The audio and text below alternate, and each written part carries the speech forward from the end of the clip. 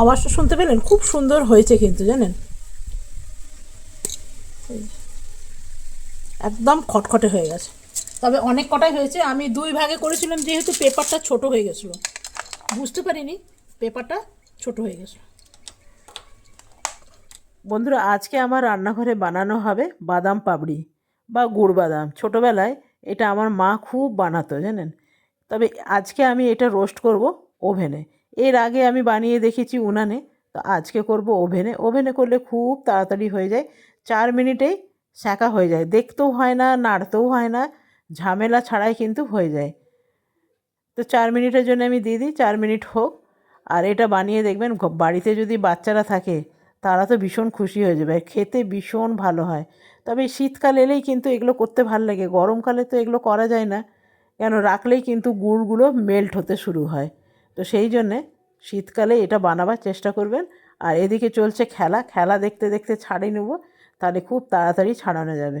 তবে বাদামগুলো যতক্ষণ না ঠান্ডা হয় ততক্ষণ কিন্তু ছাড়ানো যাবে না, গরম অবস্থায় কখনো ছাড়াতে যাবেন না, তাহলে ছাড়বে না। তো চলুন দেখুন, আমার মোটামুটি দেখুন ছাড়ানো হয়ে গেছে। আর আমি এরকমভাবে রোস্ট করে একটু রেখে দিই, রান্না তো অনেক সময় কাজে লাগে, মুড়ি খেতে কাজে লাগে, চিড়ে খেতে কাজে লাগে। তো এরকম বাদাম কিন্তু রোস্ট করে বাড়িতেও রেখে দিতে পারবেন। আর আমি এখানে নিয়ে নিলাম একটা বেকিং পেপার। তবে এরকম বেকিং পেপার দিয়ে আপনাদের লাগবে, বাটার পেপার দিয়ে করতে যাবেন না, বাটার পেপার দিয়ে করলে কি হবে, সেঁটে যেতে পারে। আমি একবার করেছিলাম, জানেন, রেজাল্ট ভালো হয়নি, পুরোটাই আমার সেঁটে গেছিলো। তো এই জন্য পেপারটা আমি রেডি করে রাখলাম। এরপরে দিয়ে দেবো কড়াইয়ে চিনি, চিনি অবশ্যই একটু দেবেন, তাহলে খুব সুন্দর পাকটা হয়, ক্যারামেল যেটা হয় সেটা ভীষণ ভালো হয়।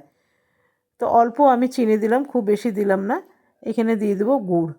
তবে গুড়, প্রত্যেকটা গুড় কিন্তু আলাদা আলাদা হয়, কোনো কোনো গুড় আবার কমেতে পাক হয়ে যায় দেখবেন, আবার কোনো গুড় আবার বেশিতে পাক হয়। সেই জন্য এখানে বলা খুব মুশকিল যে কতটা গুড় লাগছে। আপনাকে পাকটা বুঝে কিন্তু গুড়টা দিতে হবে। আমি এখানে প্রায় 250 উপরেই আমার বাদাম ছিল, আর এখানে আমি প্রায় 200-র মতন গুড় দিলাম। ওই যে আপনাকে বললাম না, গুড়টা দেখে দিতে হবে, সব গুড় কিন্তু একরকম হয় না।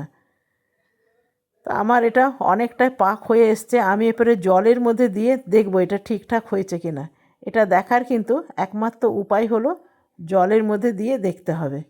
এই যে আমার কোথাও কোথাও গুড় একটা দুটো ঢেলা এখনও রয়ে গেছে, তো গুড়টা দেখলাম মনে হচ্ছে হয়নি এখনও, না এটা হয়নি এখনও, এখনও আমাকে আরও নাড়তে হবে।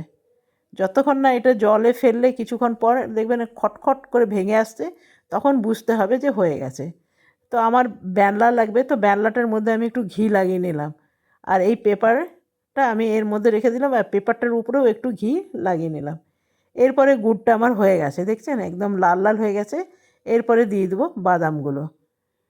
ব্যাস, বাদামগুলো দিয়ে সঙ্গে সঙ্গে কিন্তু পেপারের মধ্যে ঢেলে দিতে হবে। তা আমি পেপারের মধ্যে ঢেলে দিই, সবটাই একা হাতে করতে হচ্ছে না, একটু অসুবিধা লাগছে। ব্যাস, আর এমনি করে ব্যানলাই করে চালাতে হবে, ওই জন্য ব্যানলার মধ্যে আমি একটু ঘি লাগিয়ে নিয়েছিলাম, যাতে ব্যানলাটার মধ্যে না লাগে।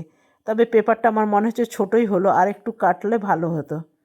তো এমনি করে করে ঠান্ডা করে নিতে হবে, এমনি করে করে প্রত্যেকবার আমি এমনি করে ঠান্ডা করে নেব। এরপরে আবার ব্যানলাই করে আমি বেলবো, এমনি করে বেলে নিতে হবে আপনাকে, পুরো রুটি যেরকম করে বেলে সেরকম করে বেলে নেব। এরপরে গরম থাকা অবস্থায় কিন্তু কাটতে হবে, ঠান্ডা হয়ে গেলে কাটলে কিন্তু একদম জমে যাবে। গরম থাকতে থাকতে একদম কেটে নিতে হবে।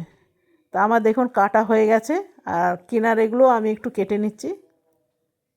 ব্যাস, এটা করে রেখে দেবেন, বাচ্চা থাকলে বাচ্চারা তো সঙ্গে সঙ্গে শেষ হয়ে যাবে, জানেন। ছোটোবেলায় আমার মা এটা বানিয়ে রাখতো, সকালে বানিয়ে রাখলে বিকেলে শেষ, দেখতো দুটো একটা পড়ে আছে।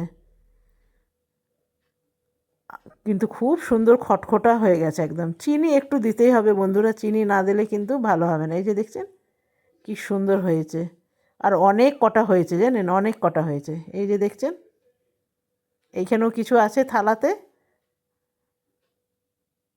আর এইখানেও কিছু আছে। চিনি যদি একটু দেন না, তাহলে এক অপরের গায়ে কিন্তু সাঁটবে না।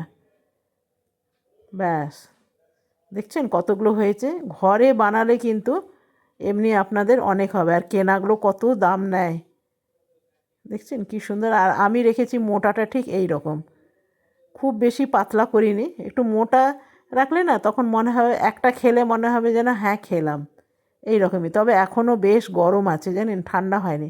ঠান্ডা হয়ে গেলে আরও খটখটা হয়ে যাবে, একটু খটখটা থাকলে খেতে ভাল লাগবে।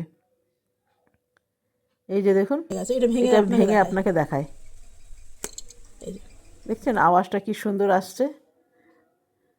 তো চলুন আপনারাও এভাবে বানিয়ে নিতে পারবেন।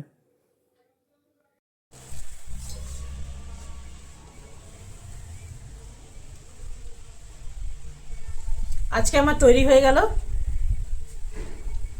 গুড় বাদাম। এটা ছোটোবেলায় বিশ্বাস করবেন না আমাদের বাড়িতে খুব হতো, মানে আজকে বানানো হলো তো আজকেই শেষ, এরকম হয়েছে। মা বানিয়ে দিত, মানে সকালে বানাতো, বিকেলে দেখতো একটা দুটো পড়ে আছে। তো যেরকম যেরকম বয়স হচ্ছে সেরকম সেরকম মিষ্টি খাওয়াটাও কিন্তু আমাদের সবাইকার জীবন থেকে কমে যাচ্ছে। অনেকেই বলে চিনি হলো সাইলেন্ট কিলার। তো আজকাল গুড়গুলো চিনি মেলানো থাকে, তো আপনি গুড়কে একদম বিশ্বাস করে কিনতে পারবেন না। তবে যেই গুড়ে চিনি মেলানো থাকে না, সেই গুড়গুলো দিয়ে এগুলো খুব ভালো হবে, এক্সট্রা চিনি মেলাতে হয় না। তবে আমারটা একদম অর্গানিক গুড় ছিল এখানকারই, সে বললো তো অরিজিনাল, তাও সেই জন্য আমি একটু গুড় মিলালাম। তো না, দেখলাম ঠিক আছে, এগুলোর মধ্যে চিনি মেলানো নেই, ওই জন্য চিনি মেলালাম। আর অনেক গুড়ের মধ্যেই চিনি মেলানো থাকে, তো সেগুলো এক্সট্রা আর মেলাতে হয় না। তো বন্ধুরা, আমার তৈরি হয়ে গেল গুড় বাদাম। ছোটোবেলাকার দিন মনে করলাম, যদিও মনে করে বানালাম। আর গুড়ের ঠিক বাদামের ঠিক মোটাটা এইরকম রাখতে হবে, তাহলে একটু খেলে ভালো লাগবে। লাইক করবেন, সাবস্ক্রাইব করবেন, আমার পাশে থাকবেন। Bye bye.